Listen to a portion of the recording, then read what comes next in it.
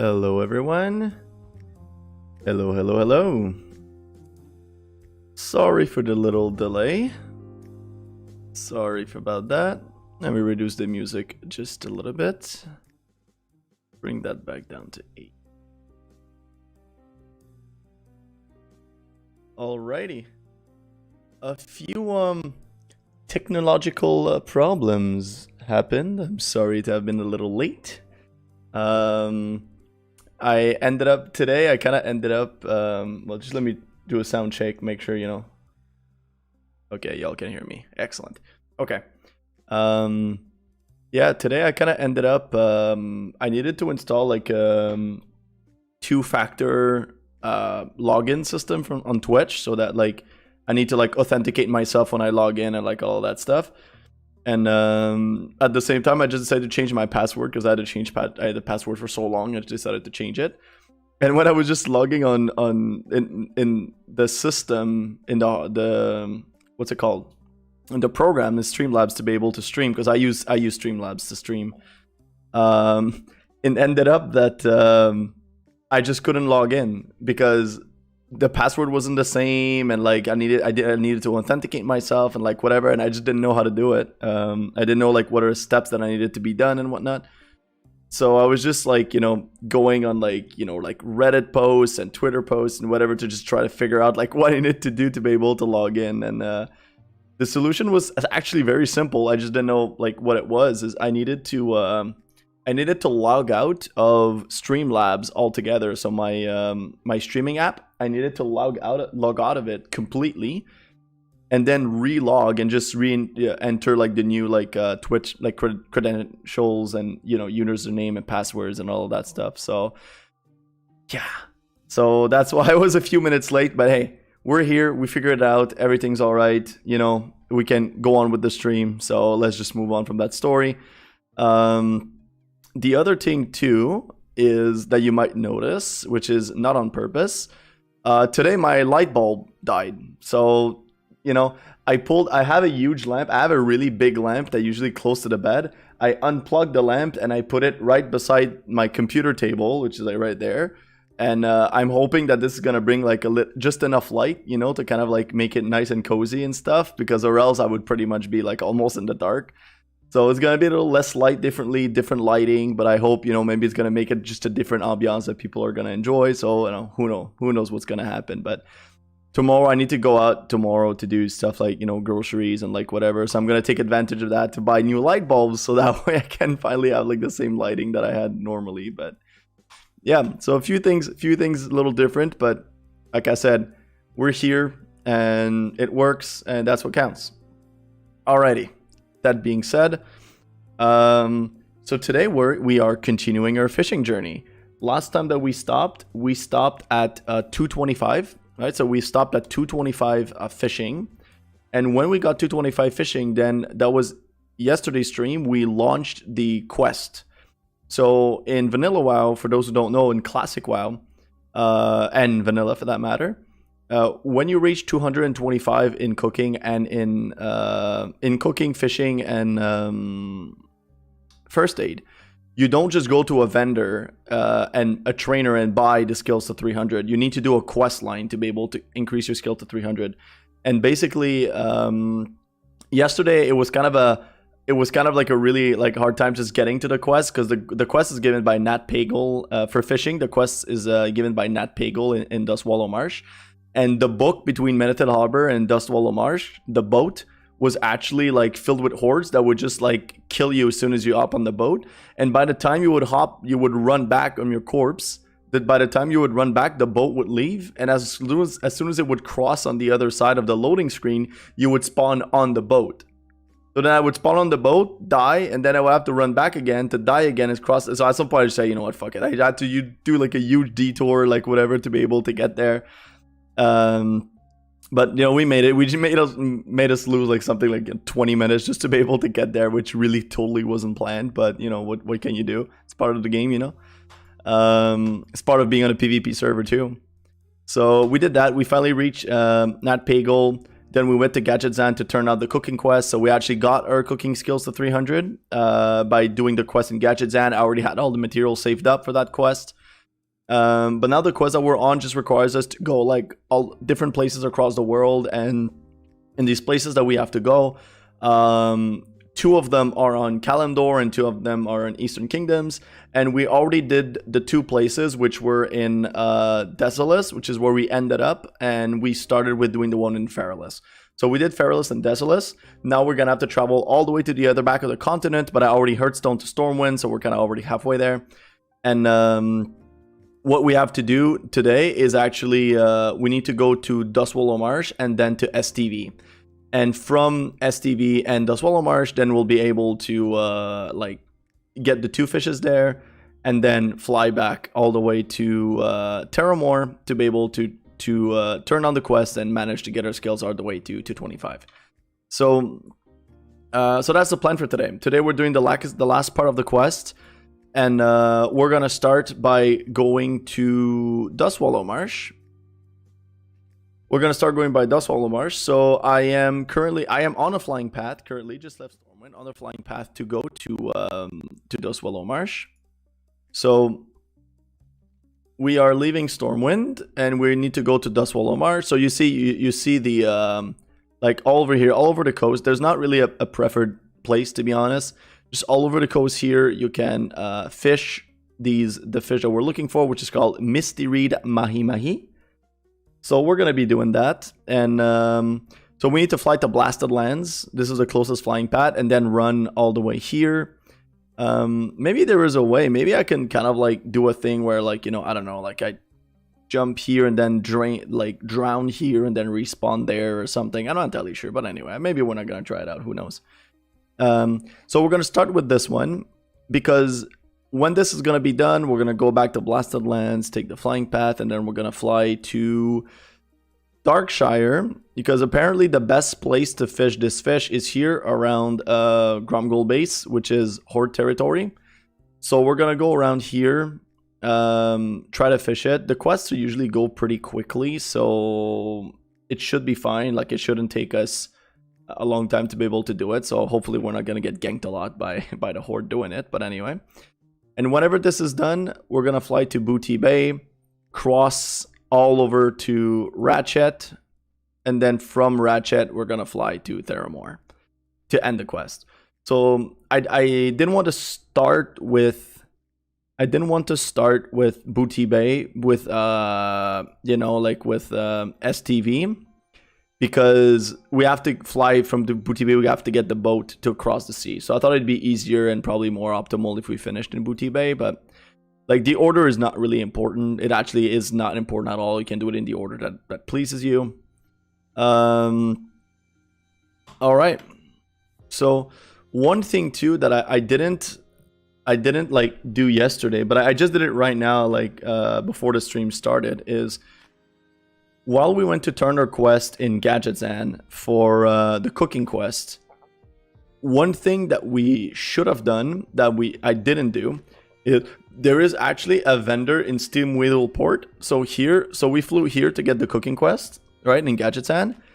But in Steamweedle Port, there is actually a goblin named, I think it's like Grekins or Grexins or something like that. There is a goblin that sells 3 recipes that we needed to buy. The recipes are spotted yellowtail, baked salmon, nightfin soup, and poached sunskills. There's one of them that comes from Feralis. I'm not entirely sure which one is which, but this goblin sells 4 recipes, and we basically needed to buy 3 of them. All the details are going to be in the guide when it's going to be up there on YouTube. But yeah, so when we ended the street yesterday, we were in Desolus, so I just took a little detour back to Gadgetzan, got the recipe, then Earthstones to Stormwind. As you can see, it's still on cooldown. And yeah, so you didn't see it live when it happened, but at least, like, now you know, right? Now you know. And I think that to run to where we're going, I am just going to equip some gear to, you know, help me out a little bit. I'm gonna buff up.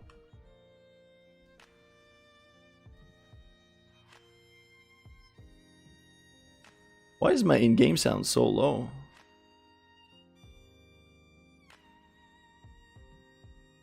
I think let's increase that. Make it a little louder. That way people can hear what I'm doing. Actually, I'm kind of curious for the ones of you who are in here. How does the lighting look with this lighting when I'm playing the game? Do you prefer when it's more lit up in general, or do you prefer it when it's more like dark like this? It just gives a different vibe. It gives a different kind of like relaxing. But the thing is, every time I'm gonna stream is going to be nighttime, so I would prefer to have it like a little more lighting, especially when I'm playing the game. The screen gets a little darker, and now you just see like half of my face kind of thing, and like whatever. But I don't know, maybe people like that. Maybe it just feel, you know, kind of like works with the chill ambiance that I'm kind of trying to create. So if you prefer that, you know, let me know. I'd be curious to hear that.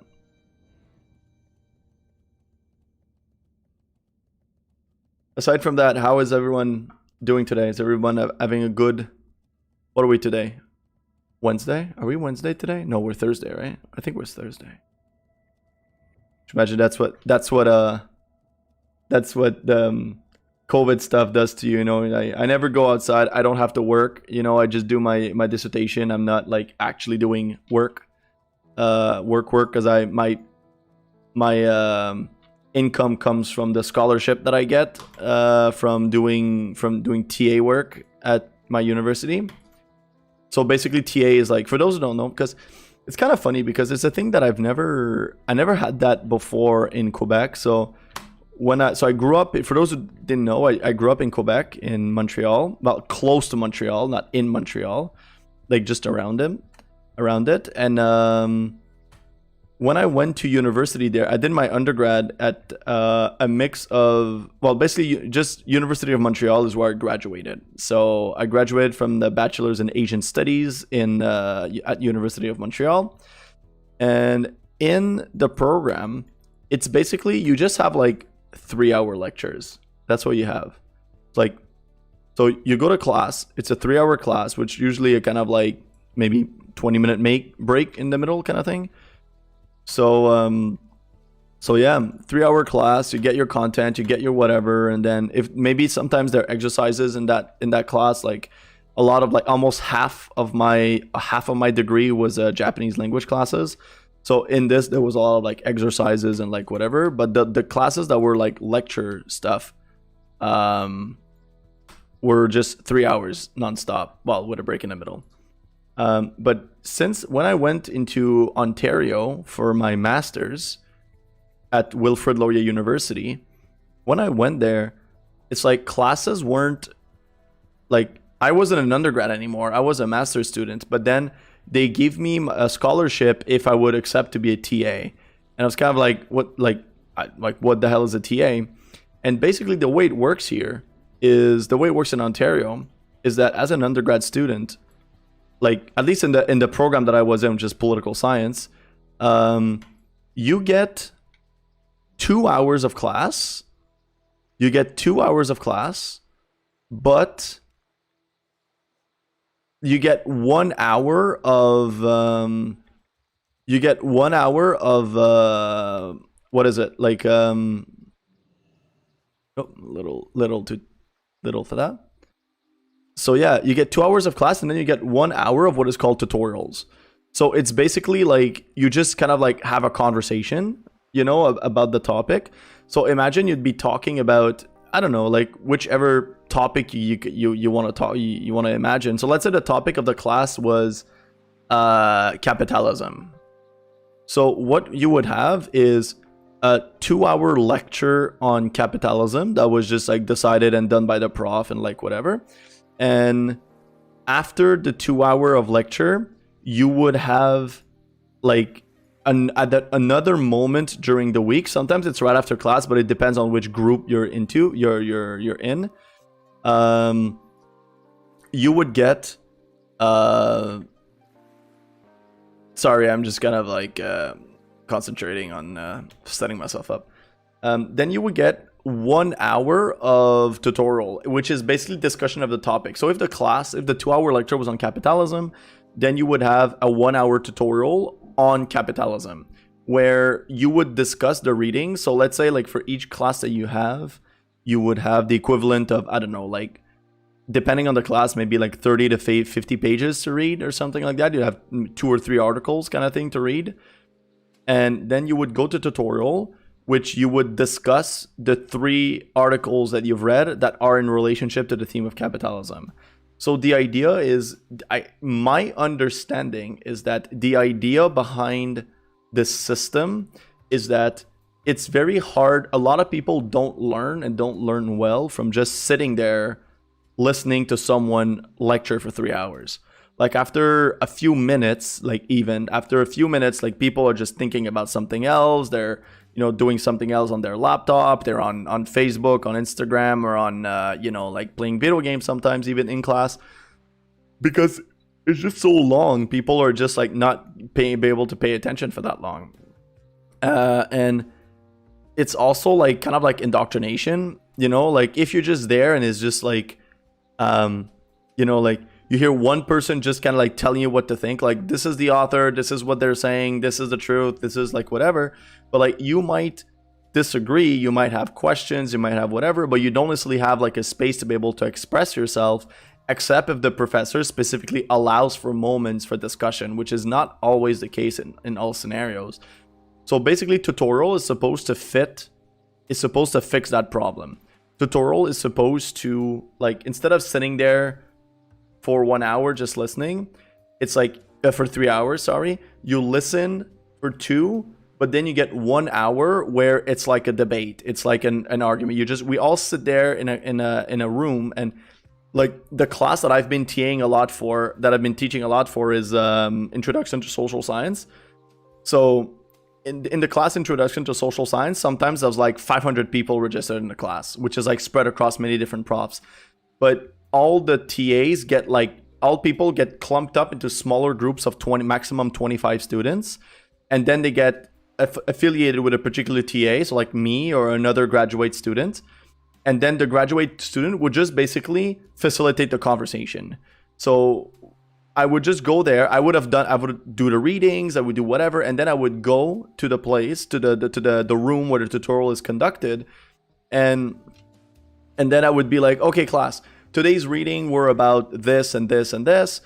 We've read this, like, what do you think? And then someone would say something, and then I would take whatever they say and I would build off of that, sometimes playing kind of like devil's advocate a little bit, whatever. And then I'd be, okay, this is what you've understood, this is what your comment is. Now, have you thought about that? Or what do other people think about that? And then another person would talk, and then I would build off what they're saying to foster conversation. So my goal was just to constantly find ways to just fuel the conversation as it keeps going. But the conversation just needs to stay on the topic of the readings and on the topic of the theme of the week. So that's basically the job that I do, like, as a TA. But it's the only place, like, I haven't been to a lot of universities, like in the world, like whatever. I've been in Japan, I've been in Ontario, and I've been in Quebec. And Ontario is the only place that I see that they do that they give like a specific 1 hour that is like a space that is not meant to lecture, but is meant for students to kind of like express their own opinions. And I think it's actually kind of cool. I really like that. I think it's very unique, and it's way more engaging. And like a lot of students have actually really great ideas, and they don't always have the chance to be able to express them in the, like in a proper like environment that is conducive to expressing these stuff and having these conversations and whatever. So to have like a dedicated space with other people that have read the same text, that have engaged with the same authors, that have had the same lecture, and just having one space where you can actually do that I think it's actually really cool. I think it's a cool idea. We already got it, chat. Like, that's ridiculous. We just came here, I literally talked for like 30 minutes, only to fish 2 times, and we already have it. The Misty Reed Mahi Mahi. There we go.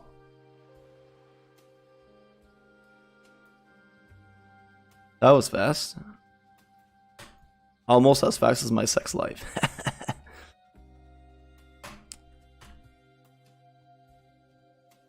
Yeah, so anyway,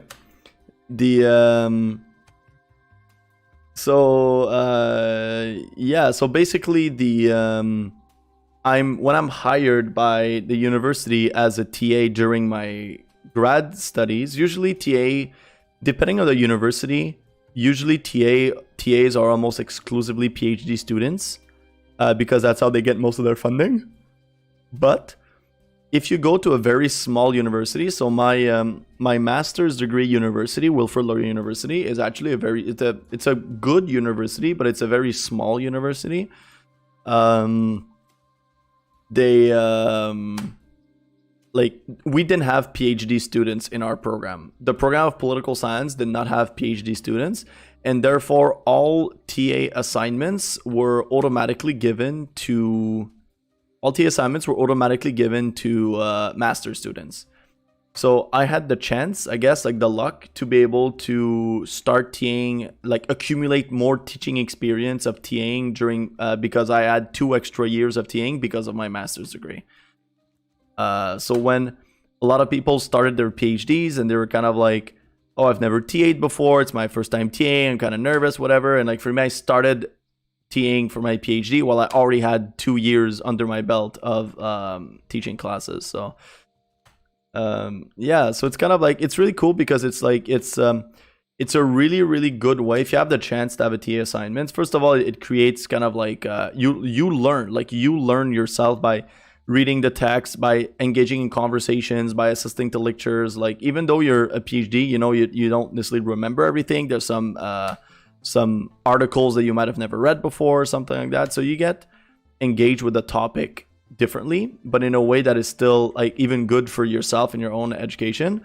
But it's really cool because it's like seeing like the growth of, like, you know, like the students and helping their education on these topics. And like, you know, like it also practices the kind of like, you know, let's say like you start a class and then the class says, okay, like today's class is about, I don't know, like today's class is about capitalism, to use the same example that I did earlier.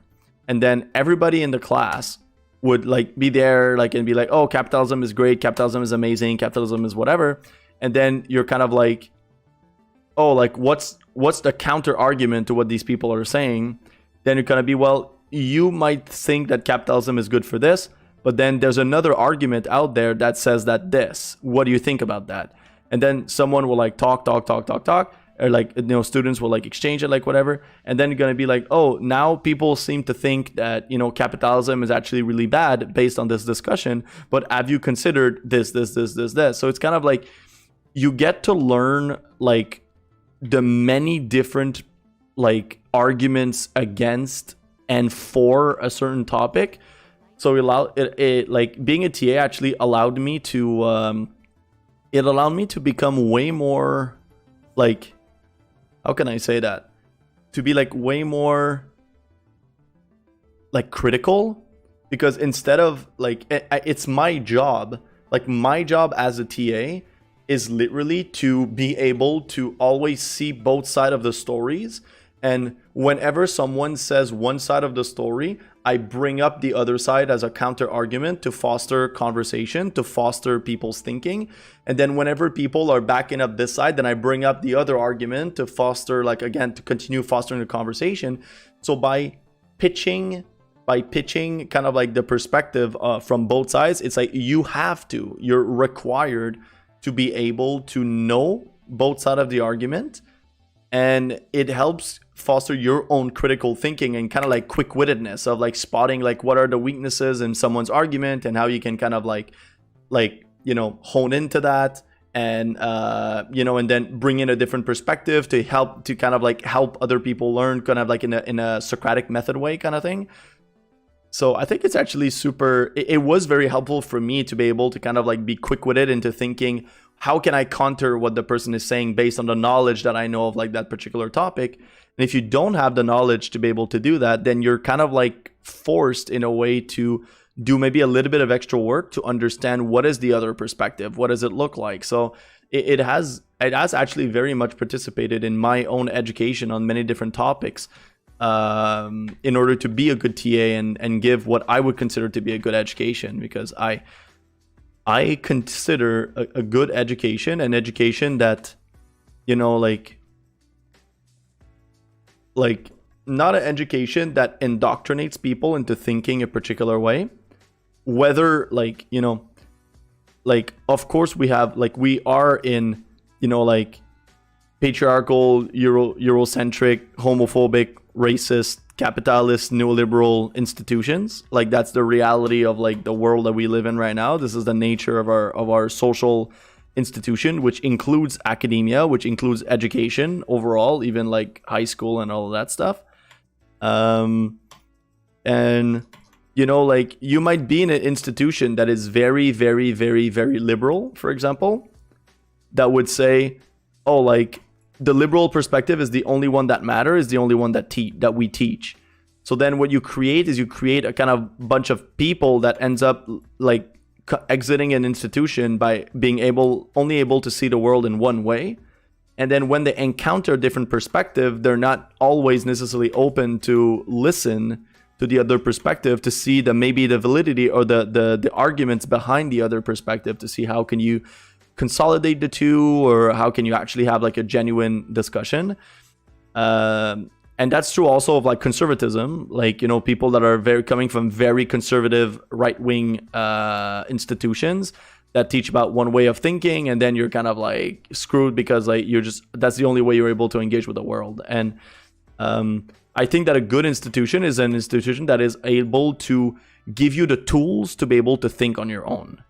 So it's not about memorizing perspective. It's not about internalizing perspective. It's not about kind of like thinking the same way other people do. It's not about internalizing the perspective of an institution.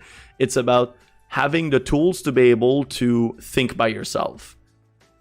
And if you have the tools to be able to think by yourself, then you're able to have your like true critical thinking. Which the critical thinking in that sense, it involves this form of critical thinking involves not just saying like, you know, like, oh, that's my opinion, bro, and like that's it, that's the end of the conversation. Like, that's really not what it is. It's about using like many forms of knowledge and many forms of knowledge, which sometimes is personal experience, sometimes it's spiritual leaders, sometimes is literally kind of like, you know, indigenous knowledge, sometimes it's like meditation, sometimes it's scientific knowledge. Is to be able to use many different knowledge that you have and like have a genuine engagement with that knowledge by putting everything together and being able to see the sides of every people's argument. And then from there, from not just your own personal, like, you know, like opinions, but from using many different sources from many different disciplines and many different forms of knowledge, then you use that to create what resembles the closest to your own thinking kind of thing. So I think that if you are in an institution that promotes that kind of like critical thinking, it's the best way to do education, because you don't just indoctrinate people in thinking a certain way, you teach them to think on their own terms. And when they're going to be out there in the world facing, you know, like politicians, facing, you know, like the workplace environment, and facing so many different circumstances where people are literally just, you know, like telling them there's one way to do things, there's one way to think, there's one way to whatever, and that's the only way you can do it. Like, then like you don't want people to just uncritically reproduce that, you know, at least, especially if the perspective is like problematic and you know, perpetuates, especially if this attitude perpetuates, you know, structures of oppression like, you know, racism, sexism, and like all that stuff. You definitely don't want to just uncritically like say something without realizing the impact that it can have into the perpetuation of these forms of oppression. So I think that tutorials are actually very good at the way tutorials are run, the way I run them, but the way like I think they're supposed to be run is able to do just that, you know.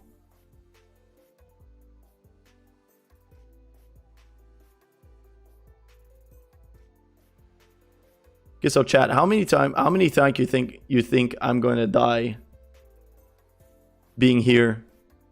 Ah, look at that. Look at that.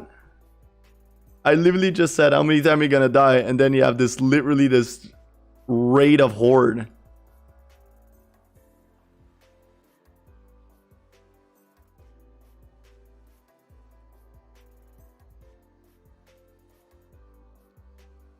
Right. We're gonna do a little photo shoot as per usual.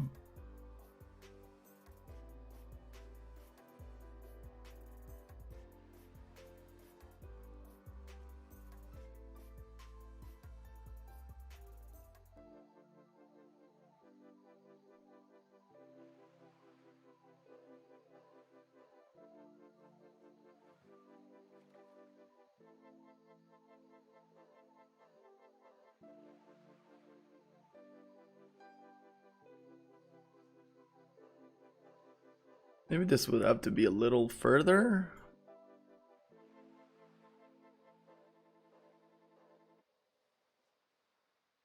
Maybe like this? Like this work? Yeah, it would work, but I don't think it looks good though. I don't think it looks good. I think the first one we took like this, like from behind with the coral reef and like whatever, I think that's the best one we're gonna get.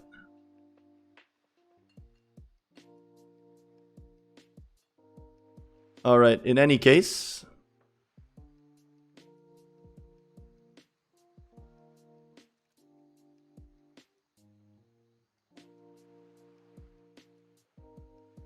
Look, they actually made a fish going close to the thing when I dropped it in there. That's so cool.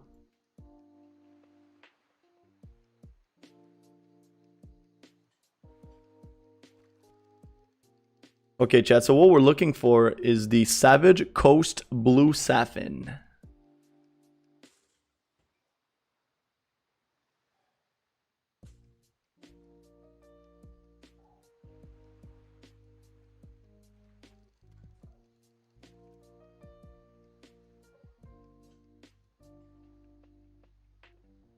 There's a thing there. I might probably go and try and fish on it later. I think it's gonna be some little rarer fish.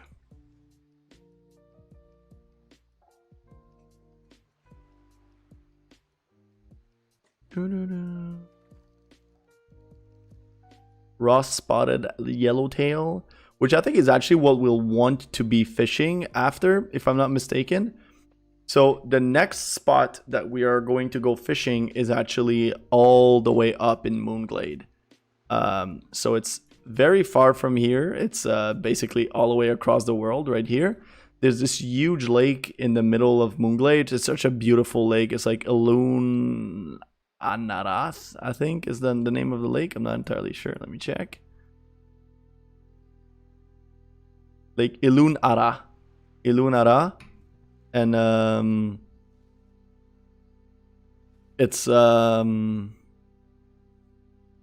it's where we're gonna fish literally from 225 to 300. There's gonna be many different kinds of fish you can fish in there, like whatever, and we're just gonna cook like, you know, however things comes up. But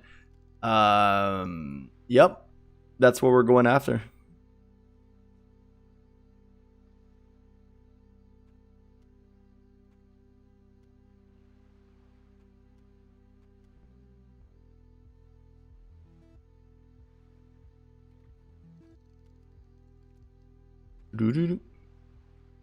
Rock, cold, land.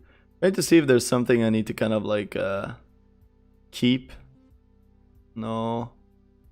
Raw spotted yellowtail, obviously. But I think that these fishes are like are not either things that I can do right now. We check. So we have, yep, this one and rock seal cut, yeah. So these ones are not necessarily the ones we're gonna need right now. But we won't need them in the future either. So I'm just putting them into a different bag to make sure that I don't sell them or something.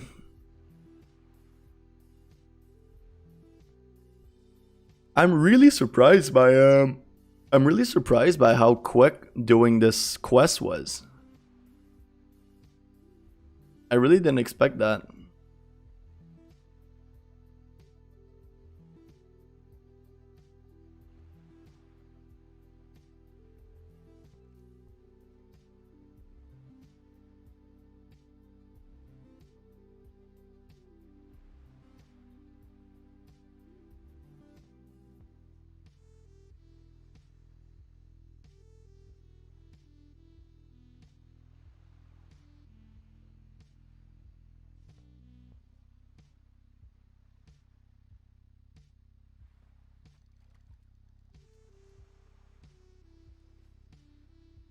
So I just chilling, taking it easy.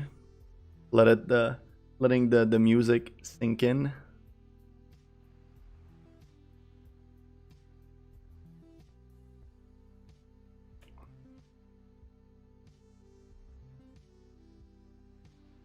Kind of happy with myself today, actually. Little like personal personal facts or personal you know, whatever, however you want to call it. Like since I started, you know, like setting myself up, like, you know, for streams and YouTube and all of that stuff, I kind of like, you know, my slacked down a little bit, like on my studies. You know, like my studies have been like, I've been watching a lot of videos into like how to set myself up, how to improve the stream. Like even today, before the stream, I know that now the lighting kind of like messes everything up because my light bulb broke. But like I've actually done I checked out a video to like how to make your webcam look better. So like to put a kind of like, so I put in a little filter. I put in like a little filtering in there. I put like I adjusted some of the like the ratios of like, you know, clarity and sharpness, and put some like more of emphasis on me, less on my background. Anyway, so so I did a little bit of that today, like right before the stream kind of thing. And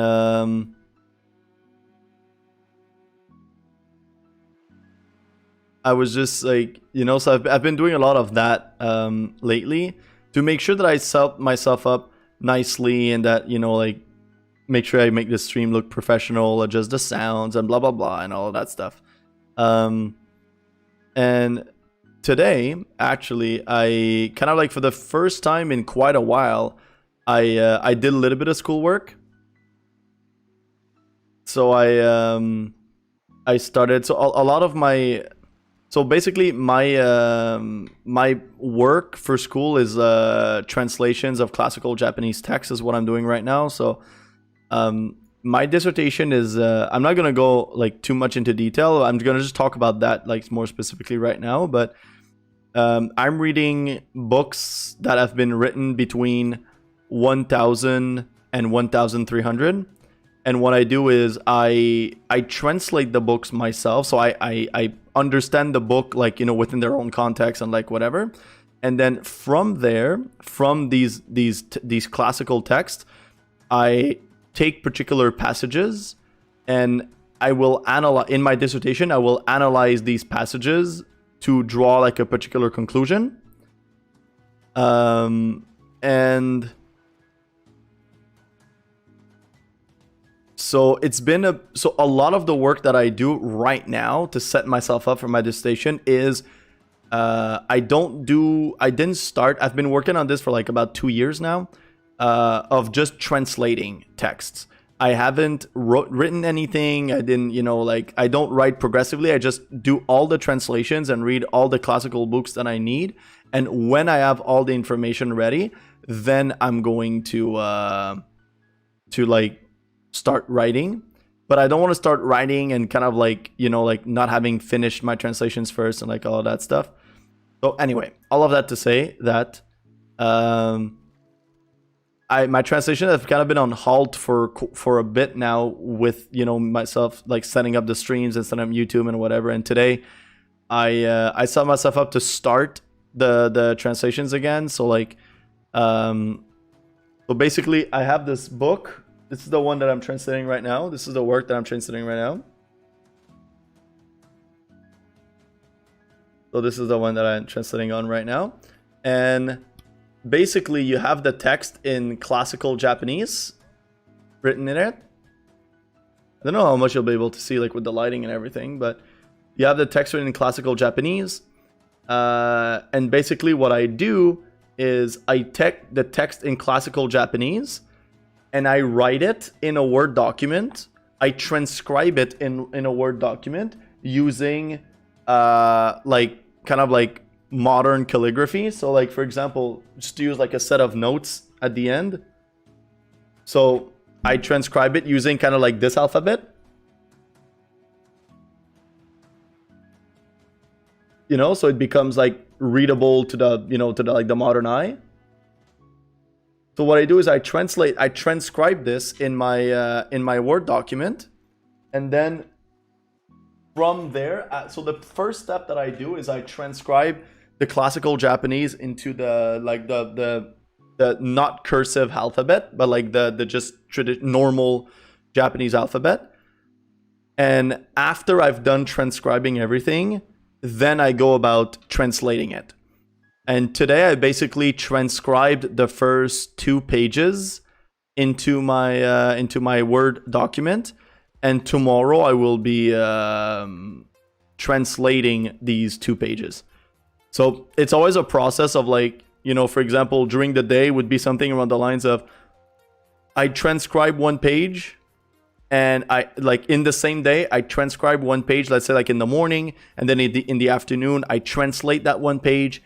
And then I take the evening off, and then the next day just like starts over again. So that's usually what my schedule kind of looks like. It's a mix of transcription and translation. So yeah, so I'm able to you know, like normally a good pace for what I'm doing right now is like translating about 1 page per day. And like this guy's work, the guy that I'm translating right now, he wrote about like 60 pages, more like 40 pages ish. So it would take me about, if I do work every single day and I follow kind of like my plan of like my goal, like 1 page a day every single day, it's going to take me about 40 days just to translate this guy's work.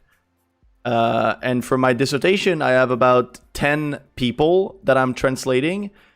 And usually their work are between 50 to 60 pages. So usually it takes me about 2 months to translate the works of one author at a pace of literally 1 page a day.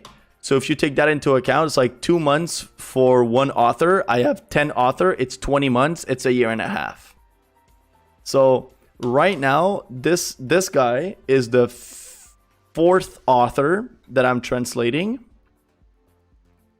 He's the 4th author that I'm translating. And after that, I'm going to be like pretty much like a third done of all of my authors. So I'm pretty excited about that. And this guy, the work that I'm translating right now, he's like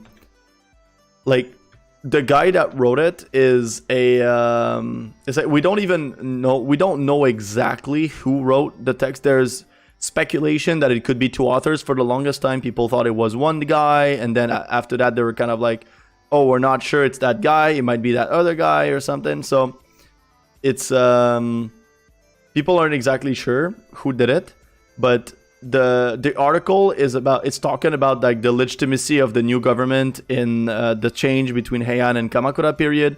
So for those who don't know the history of Japan, in 1192, well, it started a little bit before, but it was consolidated in 1192.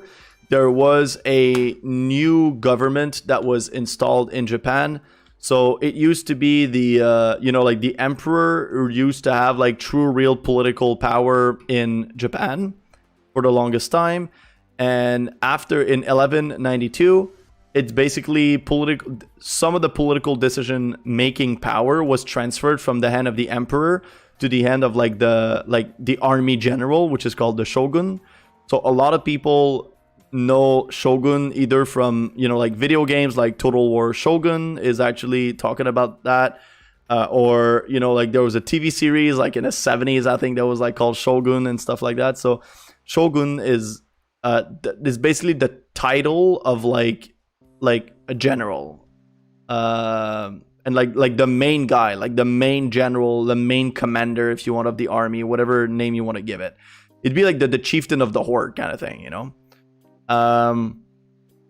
So the shogun became like held much of the true real political decision making power in Japan, and the position of the office of the shogun basically maintained true like political power all the way until 1896, when like it was basically period of like industrialization and modernization, like all that stuff. So for about like 700 years, the political power in Japan was not in the hand of the emperor, but what was rather in the hands of the shogun, and that started. Hello, Shalene. Yes, I'm doing a little bit of history lesson. So let me jump on this.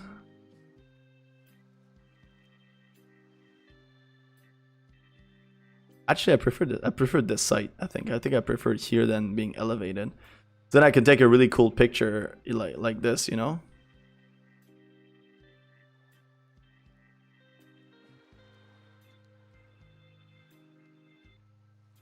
It's kind of a cool shot. I like this one too. Yeah, I like this shot a lot too. Okay.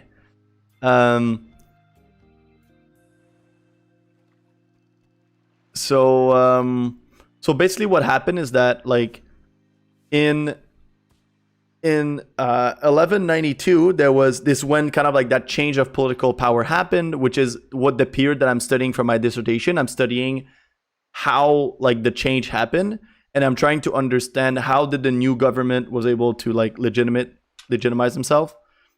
And hey, Enthusiastic Panda, how are you doing, buddy? And so yeah, so basically the text that I'm translating right now was written in 1212, and it's a guide that is talking about, like, the problem with the current emperor and why the current emperor is problematic and why he's not legitimate. So it's a text of, like, political philosophy. It's a text of political theory that he's trying to kind of explain using history what makes a government, a politician, or the emperor in this case, what makes a politician good and legitimate and, like, whatever. So that's what I'm translating right now. If you're yes, yeah, exactly. I'm good. Thanks, buddy. Yeah, I'm finishing the fishing quest right now. I just did the part to fish in Swamp of Sorrow here. So I went here and I got the fish. Literally second try I got the fish. It was done. And now I'm the last of the 4 fishes that I need to fish in STV. So I'm trying it now, and people said that there's a lot more. Yeah, it is a very fast quest. And you said that last time, and I was kind of skeptical, but yeah, you're absolutely right. It is very fast. But I've been sitting here right now. I think it's like probably my 40th try or something in STV, and it's not happening. So I don't know what's happening with this spot. I don't know if I'm not exactly at the right place, but people said, like, when I read chats and stuff, they said that outside of Gromgold Base is the place that you should go for fishing. So I'm literally right outside of Gromgold Base, but it's not happening. So I don't know what's going on there. Where did you go when you did the quest? What's the spot that you took for the one STV? Do you remember? Most of the time that you lost is traveling. Yeah, traveling is kind of insane, but I had a good pathing for traveling. I really made sure that I was, like, traveling, like, at the right place at the right time in a particular order, because I think you have to be meticulous about that, because if you're not, then you're gonna lose a lot of time. But so I should go, like, more like on the beach, you think?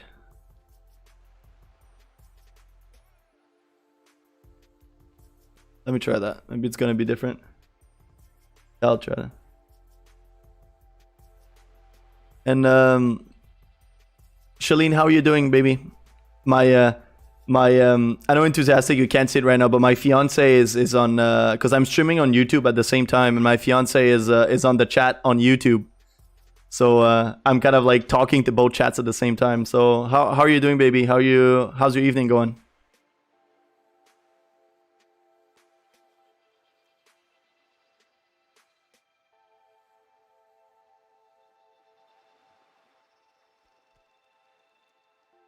And I had a bet, like a bet with myself, a bet that I mentioned on stream, but I don't think there was anybody there earlier, or the viewers that were there were very silent, so I don't know. But, like, I started fishing in STV, and the first thing I said was, how long do you think it's gonna take before a horde comes and kill me? That was the first thing. I'm literally just outside in horde base as a dwarf, like this dude, like, sitting there with his pink shirt, just fishing right outside.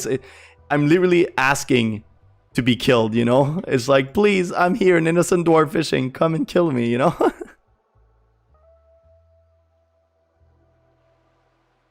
And so far it hasn't happened. So I'm pretty happy about that. So far nobody came to kill me. So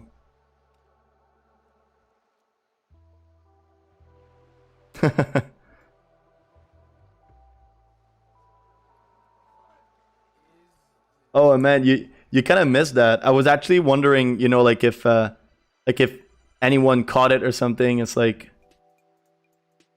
I'm horse that part don't work for me. Yeah, very true.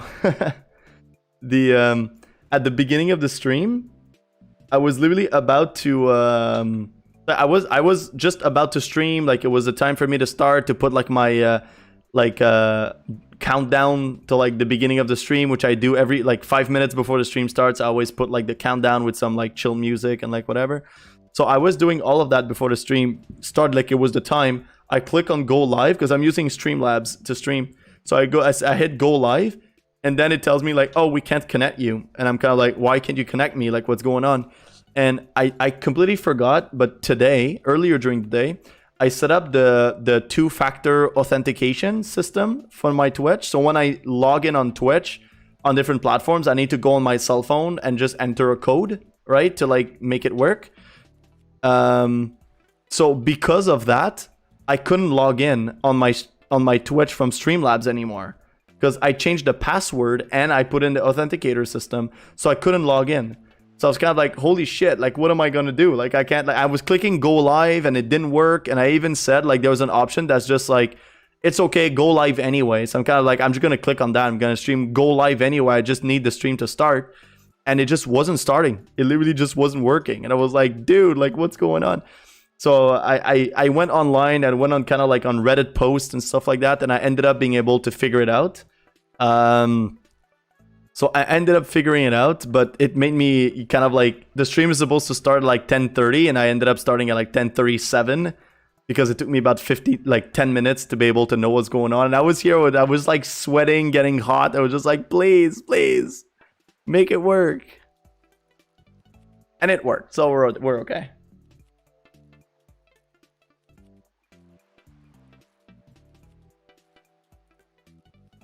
I was happy to be able to log on your stream today, man. I've been trying, yeah.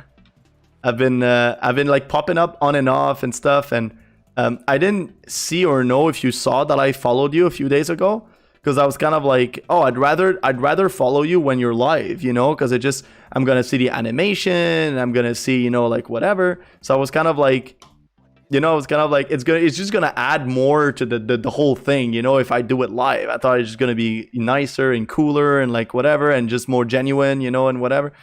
So I was super happy to just so the moment I followed you, and then I unfollowed, and I was like, dude, no, I need to like do it live, you know.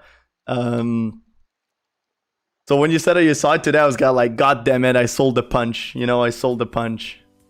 But yeah, since that time, I've been trying to find you like on and off, you know, like just pop it in on Twitch, like in randomly in the middle of the day to see when would that happen. So I'm really happy that managed to make it happen today. So, and I like what you're having. I like what's going on there, you know, like just going there with your panda, and you know, like in your like really cool fishing gear, like right outside of like, you know, the Zandalar place, and just like in the water with the boats passing by and just calmly fishing with your music. That's some good stuff you have going on there, buddy. I like it.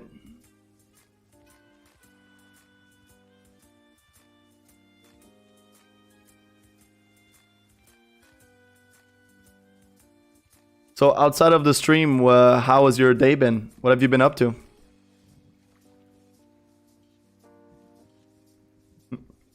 My pleasure.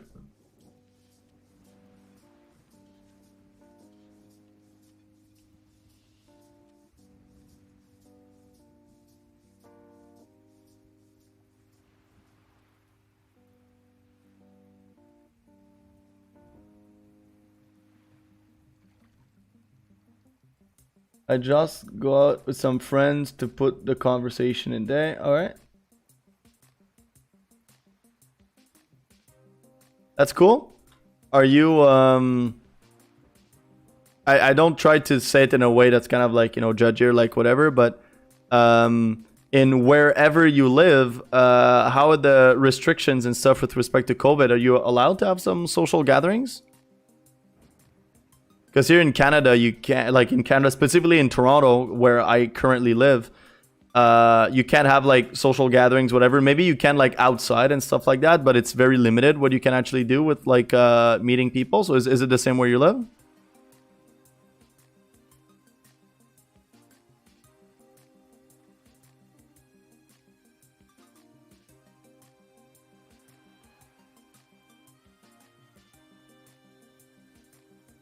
Wow, it's possible to go to restaurants and stuff. Lucky you.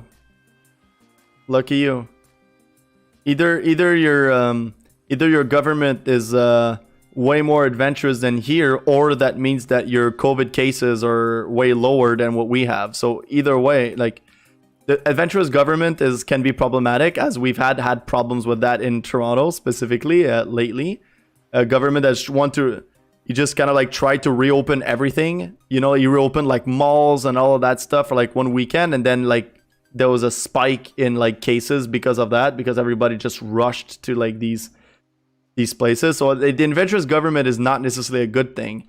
But if you do have, if the reason why you can go out is because there's not a lot of cases and you can actually, then that's actually really cool. It means like you're wherever you live is on the right track, you know?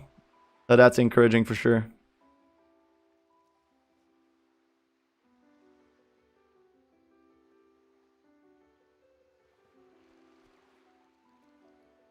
Then I can't believe it's taking like, this fish is actually taking like really long to fish. I'm really surprised.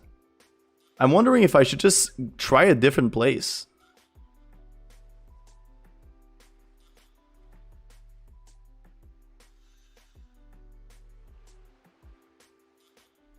I think I'll try a different place.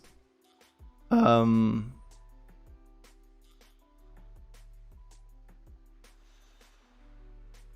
yeah, it seems like I can get some over there, maybe. So I'm gonna go try that.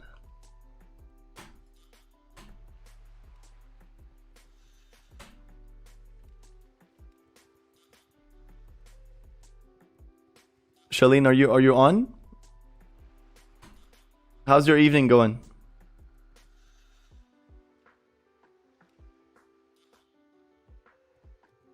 I know I asked you earlier, but I don't know if you heard my message. So actually, I don't know what it is, but I really love this waterfall. Like, it's kind of like a small waterfall and like whatever, but every time I fly by this and I see this, it always like brings like peace and joy to my heart every single time. I'm actually gonna go and fish there. It's been decided, chat. It's been decided. I'm gonna take like screenshots and everything to make it look nice for the guide when I'm gonna put it online.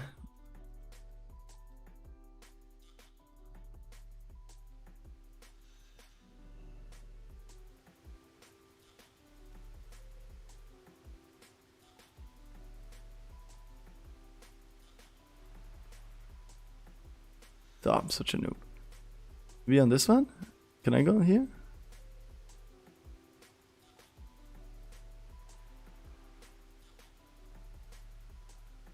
Oh, look at that. Look at that beauty.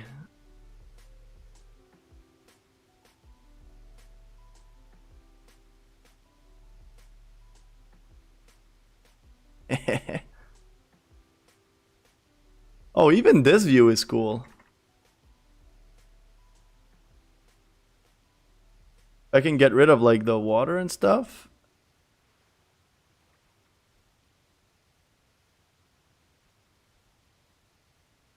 Yeah, even this view is cool.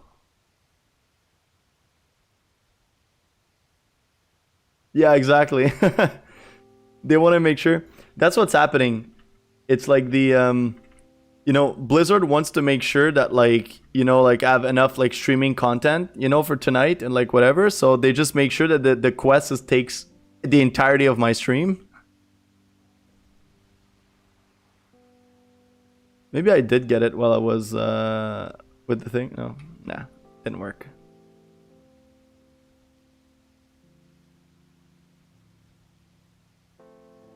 Taking lots of screenshots for the guide, and we're gonna filter them all out later. RNG is best. Yes, exactly. I mean, honestly though, like if I can be completely honest, like it's kind of like, like, okay, RNG is completely like out of scale. I don't know if that's the right expression in English, but it's completely ridiculous in retail WoW. It's too lottery, it's too whatever, like I really don't like it. But truthfully, RNG is one of the things that makes these games cool, you know? Like if every single time you maybe like, you know, every single time you do something, you'd be like a guaranteed loot and like whatever, there wouldn't be as much kind of hype and as much surprise and as much like fun into kind of like investing a lot of time into something and then finally getting it and the excitement that you get, you know? So a lot of the principles of what makes all of this super exciting is the RNG. Without RNG, that wouldn't, like, you just lose the excitement, you know? Maybe my RNG with that mount is too big. What do you mean? Oh, you have, yeah, okay, I see what you mean. Like, your RNG level is like so big that, like, you just never get the mount? Is what you mean?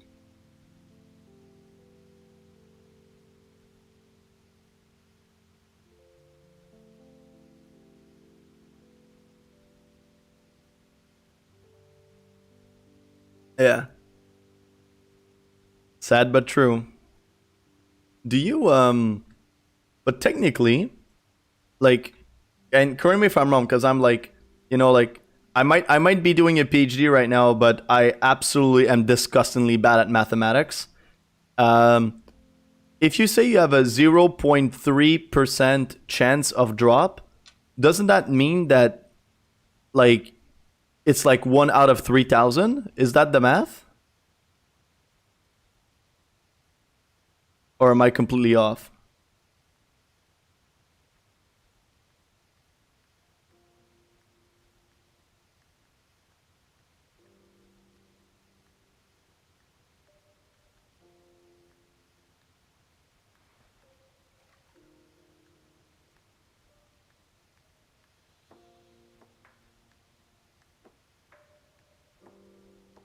Something like that. Okay, that's what I thought. So like, so basically, it's like you've went to the whole cycle twice. You went 3,000 and you didn't get it, and then another 3,000 and you still haven't got it. That is very unlucky, as you said. It's like your RNG level is too high, too much RNG for you. You went 2 times this, 2 times you skipped the 0.3%. Oh, okay, yes, finally got it. Woo! There we go, chat. There we go.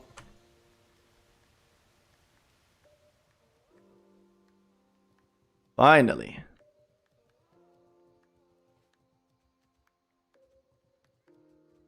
And now I'm gonna re-equip my gear because it's STV after all. The chances I'm going to get... Let's go! The chances I'm actually gonna get ganked in here is pretty high, so I'm gonna put some more like PvP-ish gear. Let's go!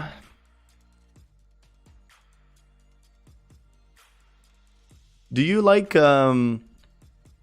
watching stuff like the WoW tournaments, like either like the PvP tournaments or the PvE tournaments, whatever? Do you like watching that kind of stuff? Or do you not really pay attention to that?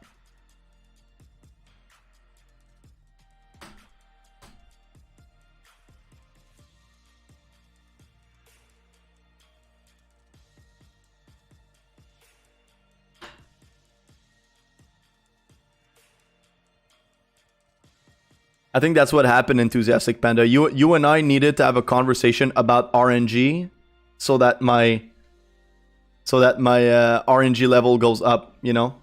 That's what needed to happen. You and I talked about bad RNG and then poof, RNG changes, you know? It's just something to that. Oh, I just love to see the world first runs. Yes. I actually, you know what? I actually never watched world first runs except for this time. This year, this like the first one, what's it called? Castle Nathria, the raid. It's the first time that I watched a world first, and I actually really liked it. I thought it was like super cool. I really liked it.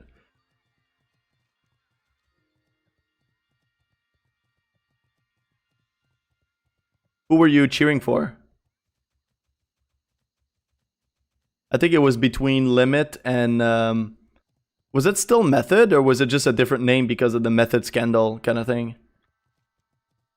I know I was cheering for Complexity Limit because it's Trill that's there. Trill is in Complexity Limit, and Trill is like on my favorite arena team, which is the OTK arena team with Sea-Doo. Trill is on the team. So yeah, okay, Echo, yeah, Echo, that's it. I remember now. So yeah, I really wanted like Trill won BlizzCon, the BlizzCon Arena Championship, like the big championship. He won it like in 2018 with the thing, and he's always done everything. You know, he's doing MDI competition, he's doing, you know, whatever, and he's won. Basically, he has won everything in the game except for World First. And that Castle Nathria run, is Team Complexity Limit actually won the whole thing. So he has won a world first race. He's won like some MDI stuff, and he's won like the BlizzCon championship. So he's literally, his nickname is literally Mr. World of Warcraft, because he has done and accomplished and won pretty much everything you can do in this game, which is absolutely insane.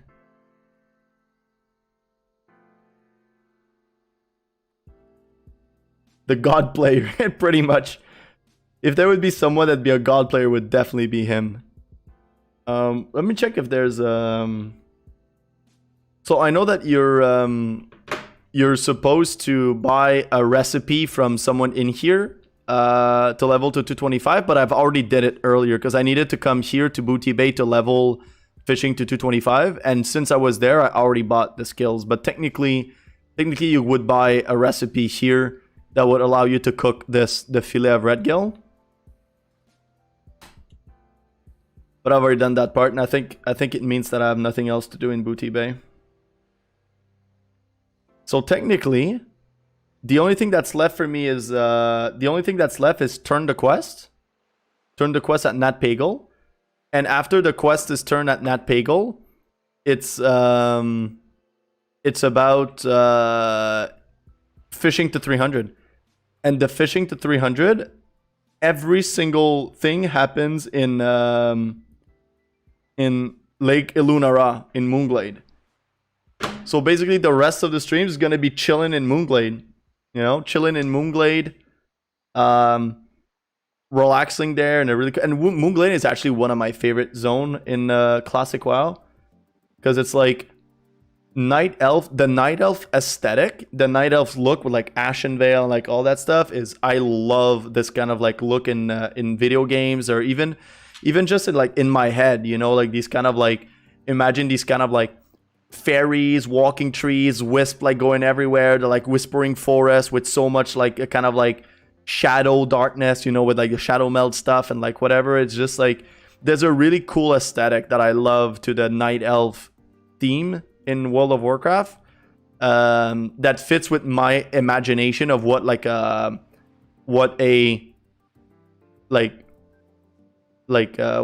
fantasy world looks like.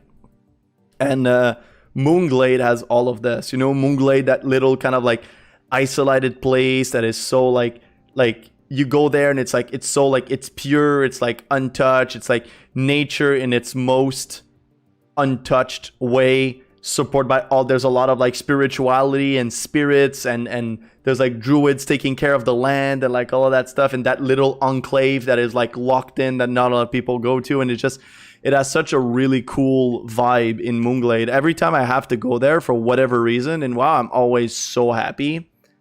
So yeah, I'm kind of happy to know that I'm gonna be spending a lot of time in Moonglade for the fishing, you know? One of my favorite zones in World of Warcraft.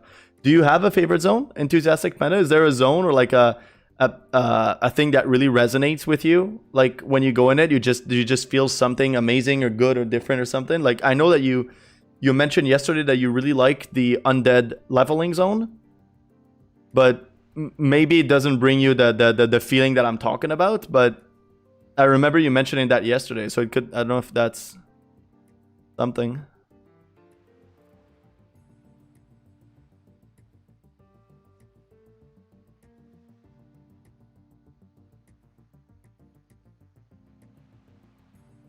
And what about you, Shalene, over on YouTube? If you picture yourself, if you imagine your in your head like a kind of like an ideal like fantasy world, like a fantasy vibe, a fantasy world, and like whatever, what comes up for you?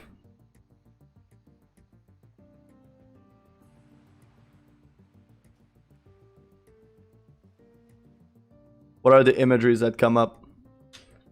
Oh, and by the way, Enthusiastic Panda, I you know, because of our interactions a few streams ago, I think it was on the first stream that you popped in here.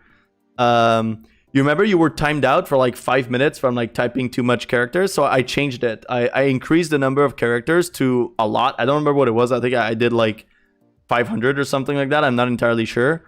So I increased the number of characters and I reduced the timeout to only be something like 30 seconds or like whatever. So that way it doesn't make people kind of like sit there and wait for 5 minutes. So, you know, thanks to you were my lab rat, you know, to know that something was going on wrong. So I'm sorry it happened to you, but at least it teach me the experience of it. And I changed it a little bit to make sure it doesn't happen. So you can afford to write a little bit bigger paragraphs now. You won't be put on timeout. Yes, for me, maybe the starting zone of Undeads or maybe Suramar and Legion. Suramar's with Poggers. Yeah, I really liked Suramar, actually. You're really right.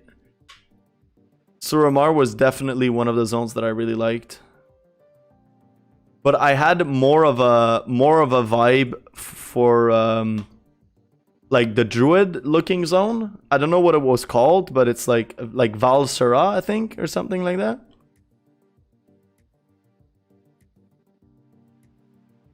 I think one thing, if I remember correctly, one thing that I really liked in Suramar was the music.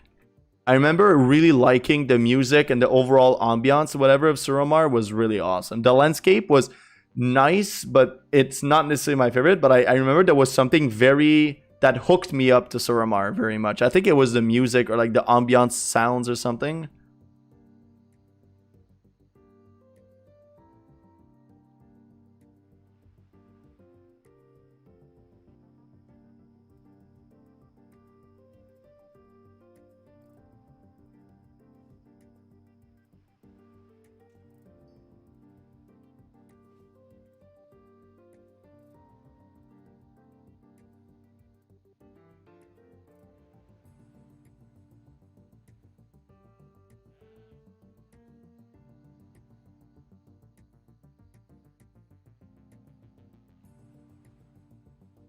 And now that I know that I'm taking kind of like a lot of footage from like the live streams and like whatever, I'm gonna convert them into like guides online and into like all of that stuff and like whatever. Then I started liking like taking like a bunch of screenshots and stuff.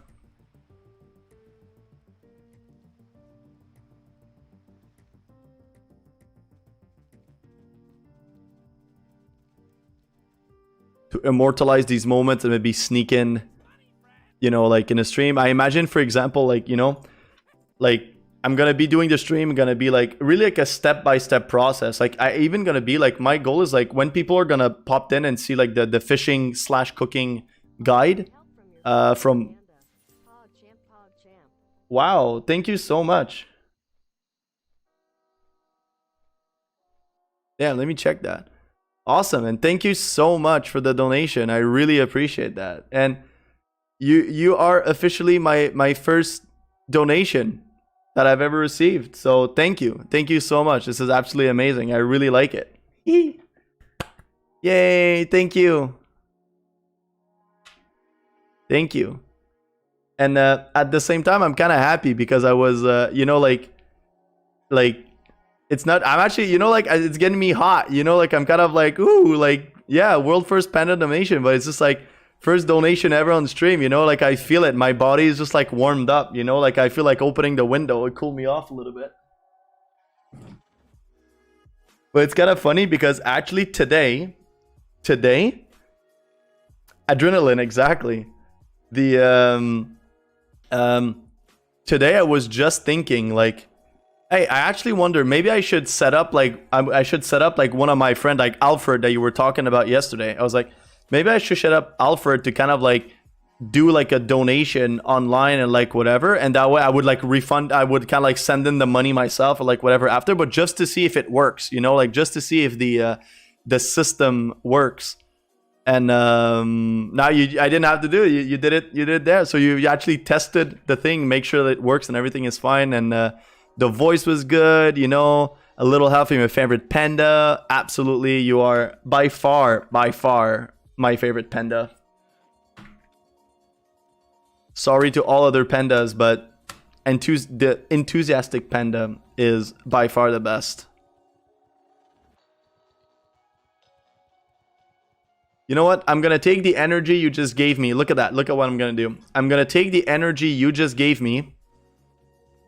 I'm going to do like an in-game spell. Okay. I'm going to channel all that energy. I'm going to go channel all of that energy that you just gave me. I'm going to send it all back to you. I'm going to send all that energy back to you. And with that energy you just gave me, sending it back to you, I'm going to give you good RNG for the mount. How's that sound? I'm telling you, next time you stream, you're going to get that mount.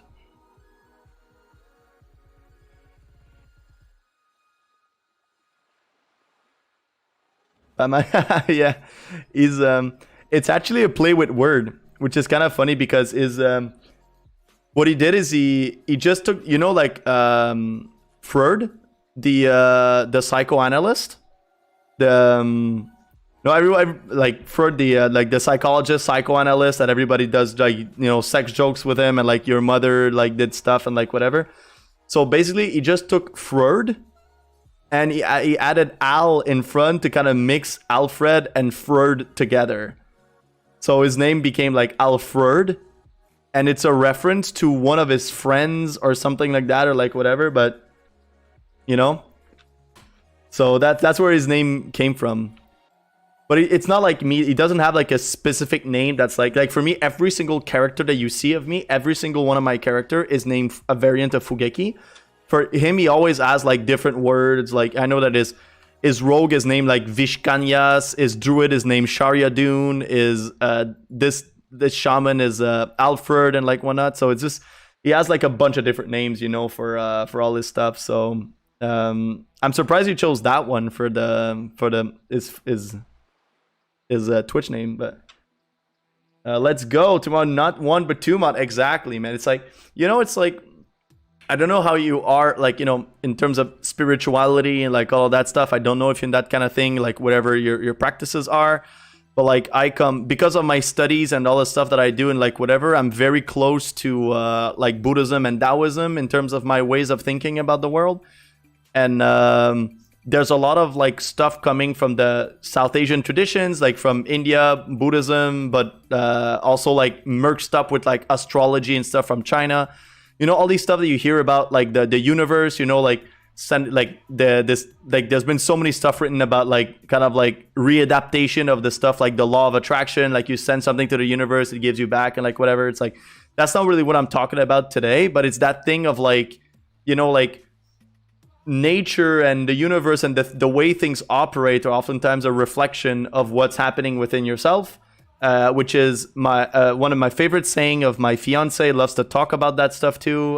We're like on the same page at this. So you came into this stream with a lot of compassion, a lot of like positive energy. You know, wanted to do good, wanted to you know, like wanted to, you know, I don't know, just be there, a really good heart, very generous and stuff like that. So you're coming in with all of that energy, and that energy is going to come back to you, man. That energy is going to go. You're putting that energy out there. It's going to come back at you, you know, and it's going to come back in the forms of you getting the mount that you are so desperately fishing for.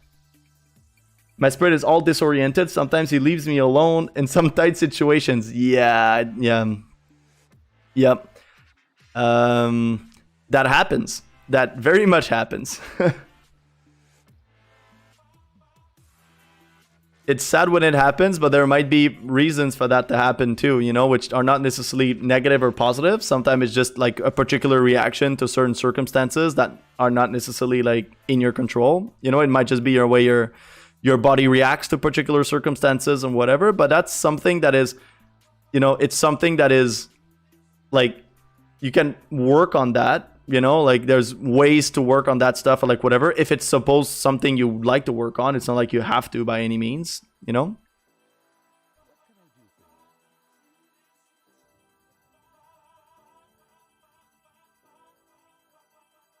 It's not like there's anything broken to fix, my boy.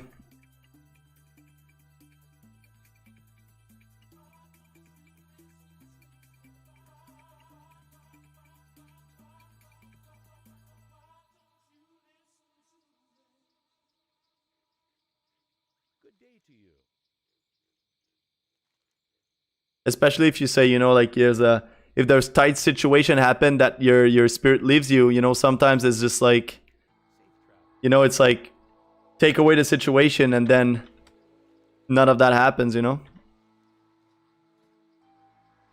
That it becomes more about managing to make sure the situation doesn't happen rather than changing anything about you. Sometimes it's just it's a defense mechanism, you know, it's a way of protecting yourself. Your body's gonna do what it has to do to protect itself sometimes. It's instinctual responses.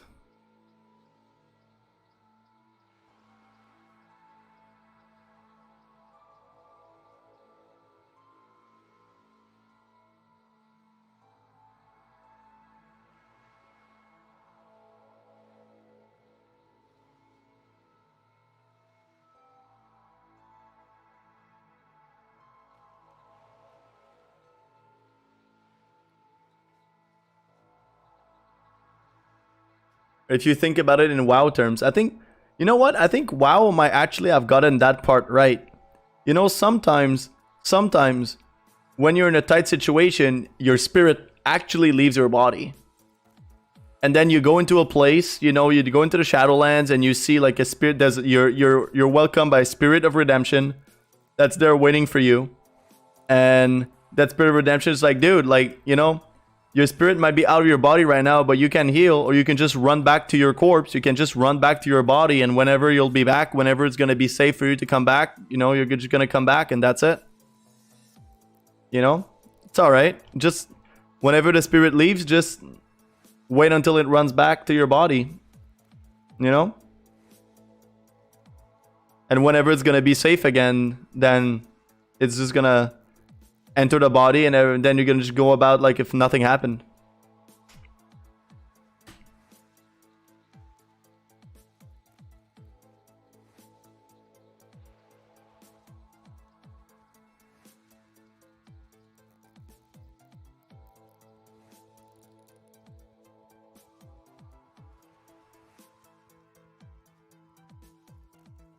I never thought I'd use like WoW as an analogy for some kind of like psychological conversations. But I mean, it kind of works. Not the greatest. What's it called? Not the greatest analogy in the world, but you know, it's an analogy nonetheless.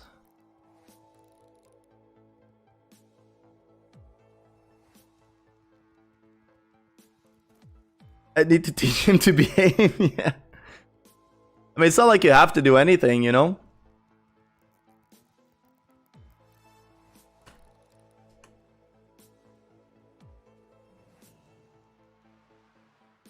No.